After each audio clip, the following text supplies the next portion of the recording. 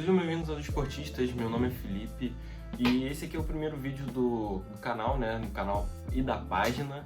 Se você é um dos nossos seguidores aí no Facebook, no Instagram, um dos nossos 2.600 seguidores aí no Facebook, muito obrigado. Espero que vocês gostem desse tipo de vídeo, né, eu vou fazer hoje uma análise tática dos prováveis próximos treinadores do Flamengo, né, agora que o Jorge Jesus foi pro Benfica. O que faço com os planos dos próximos anos? Juro que eu não sei. Só sei que eu senti amor. Nesse vídeo eu vou fazer a análise de 5 técnicos que foram ventilados no Flamengo, né? 5 nomes que foram ventilados lá.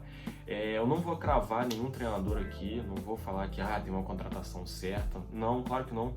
E assim, não tô falando que vai ser o técnico, pelo amor de Deus. Pelo amor de Deus, eu tô falando nomes que apareceram na internet, eu vou fazer a análise desses nomes e se eles são possíveis ou não de se adaptar ao estilo que nós estamos acostumados a ver o Flamengo jogando aqui com o JJ, né, no comando. Vou começar aqui pelo Marco Silva, que já saiu na mídia há algumas semanas, né, de que ele era o plano B para caso o Jorge Jesus saísse, né.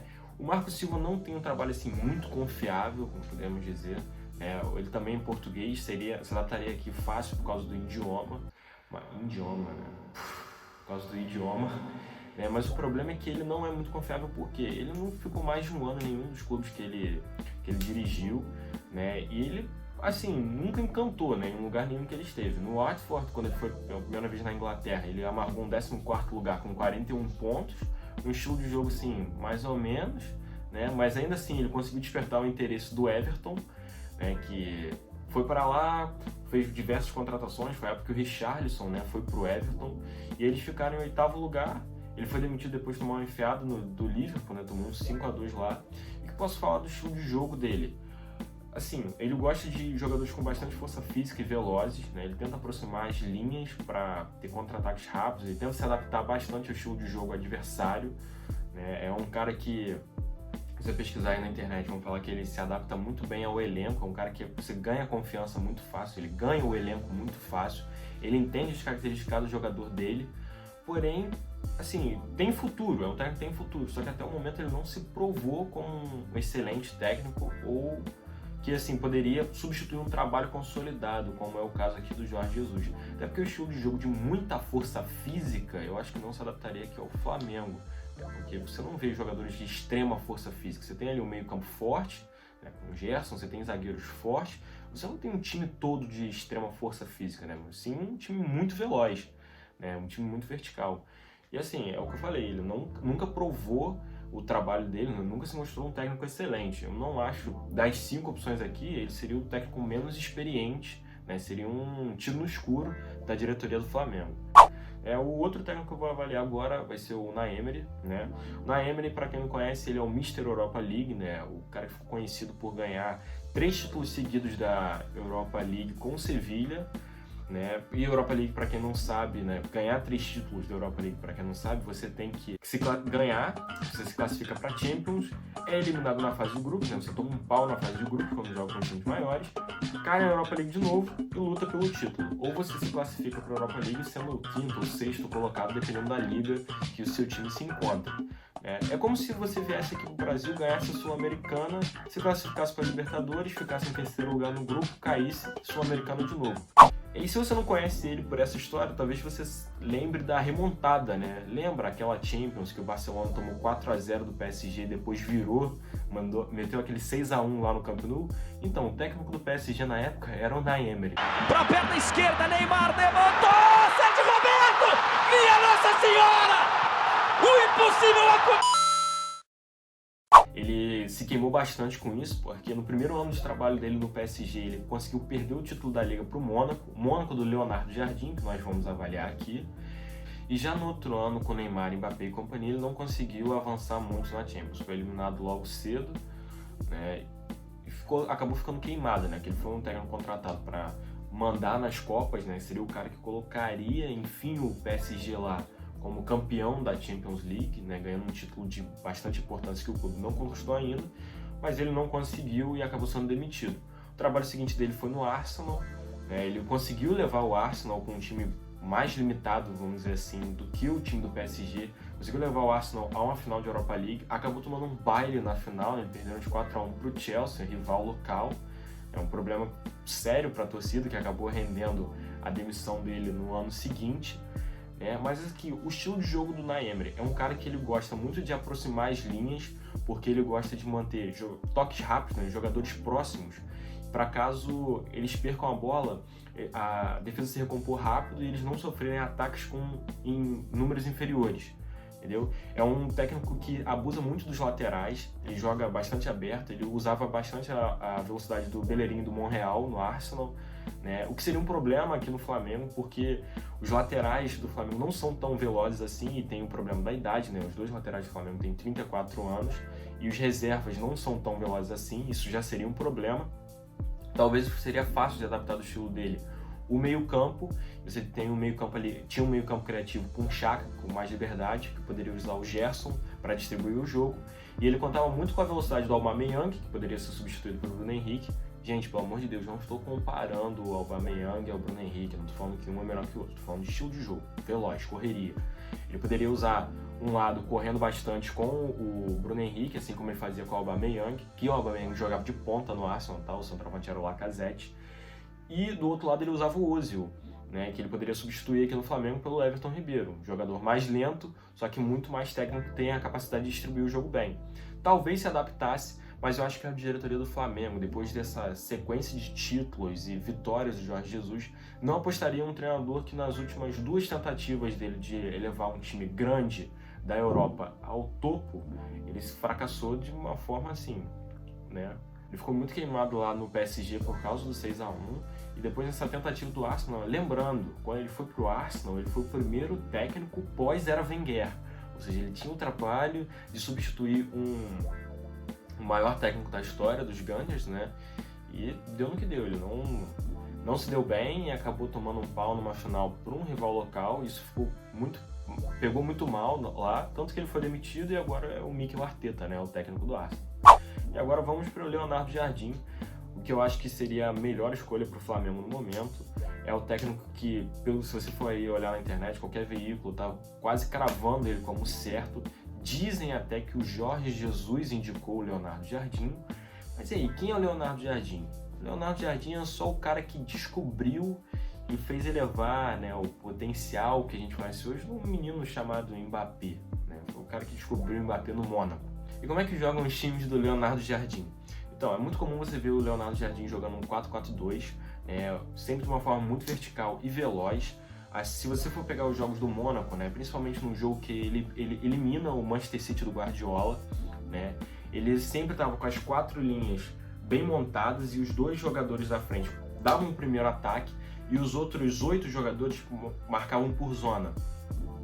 Não seria difícil adaptar esse estilo de jogo ao Flamengo hoje, ainda mais que poderia trocar os dois centroavantes que ele utilizava, né, os 2 jogadores de frente, eram o Mbappé, muito veloz, e o Falcão, que era um jogador mais centralizado. No time do Flamengo você poderia botar o Bruno Henrique com muita velocidade e o Gabigol tentar centralizar ele. Só que, particularmente, eu prefiro o Gabigol flutuando, jogando mais como o Firmino joga no Liverpool, sabe? Saindo mais da área, porque eu não acho que o Gabigol seja um excelente centroavante, parado, jogar de costas para o gol.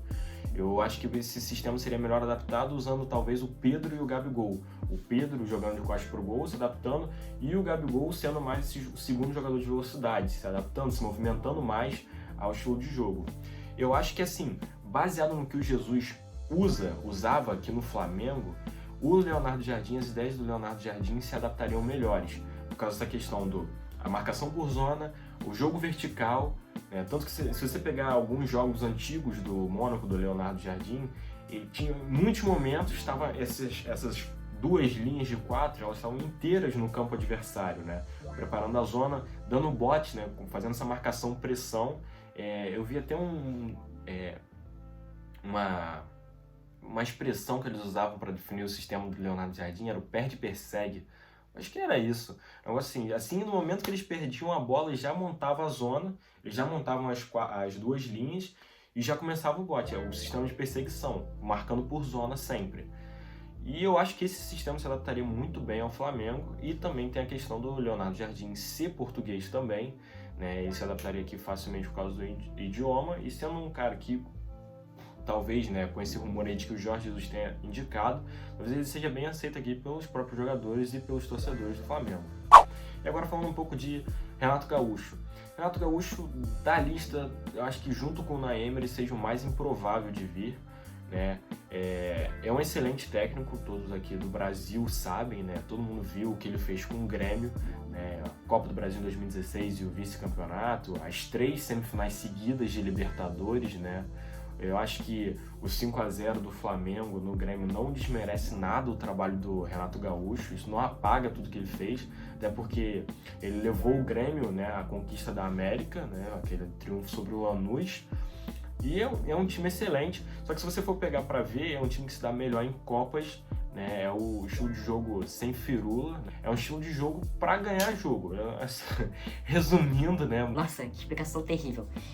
Assim, não tem nada que enche os olhos no estilo de jogo do Renato Gaúcho. Ele vai se adaptar ali à situação, ele vai ver, eu preciso retrancar para ganhar, ele vai fazer isso. Eu preciso de correria para ganhar, ele vai fazer isso. É um cara que se adapta bem ao estilo de jogo adversário e é um cara que se dá muito bem em Copas, né? Porque quando você tem só um jogo, você mata a estratégia adversária, né? É muito melhor. Porque é muito difícil fazer isso num campeonato de pontos corridos. Tanto que você não vê o Grêmio aí, né? Desde 2016 ele não briga por título, né? Que foi o último vice-campeonato do time gaúcho. É a última vez que ele bateu, chegou perto, né, de ser campeão.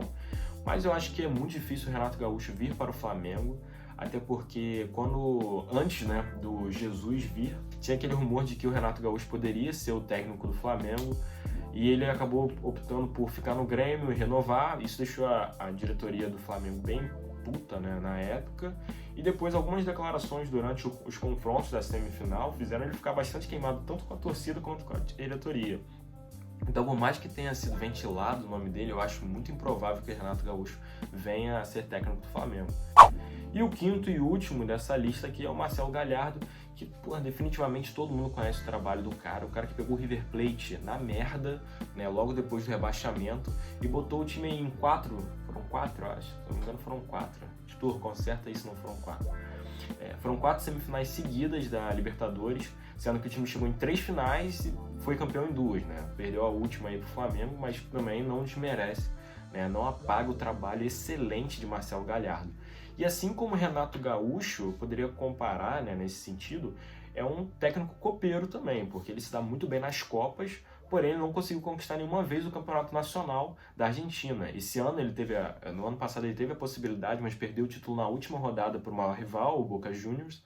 Mas ainda assim, se você acha que isso é ruim, nossa, ele não ganha Campeonato Nacional. Pelo amor de Deus, o cara foi lá, dominou a Libertadores nos últimos anos, né? E assim, é um time que varia muito o esquema tático, né?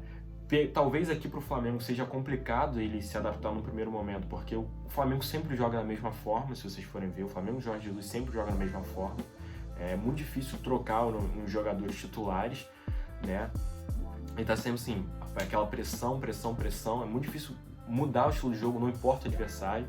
E isso não acontece com o Marcelo Galhardo, né? Chamam ele até, já vi gente falando que ele seria como um técnico camaleão, né? Ele se adapta muito ao time adversário, é um cara que muda muito.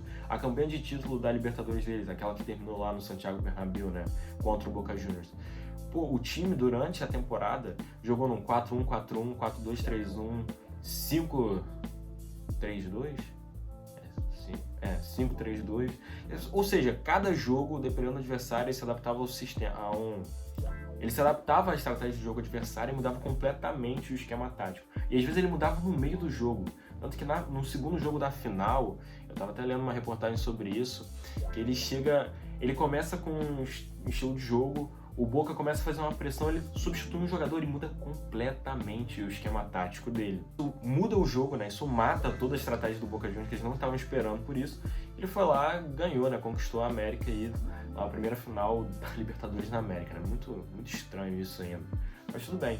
Então eu acho que talvez ele, em um primeiro momento, fosse difícil essa mudança, porque seria uma mudança drástica de estratégia.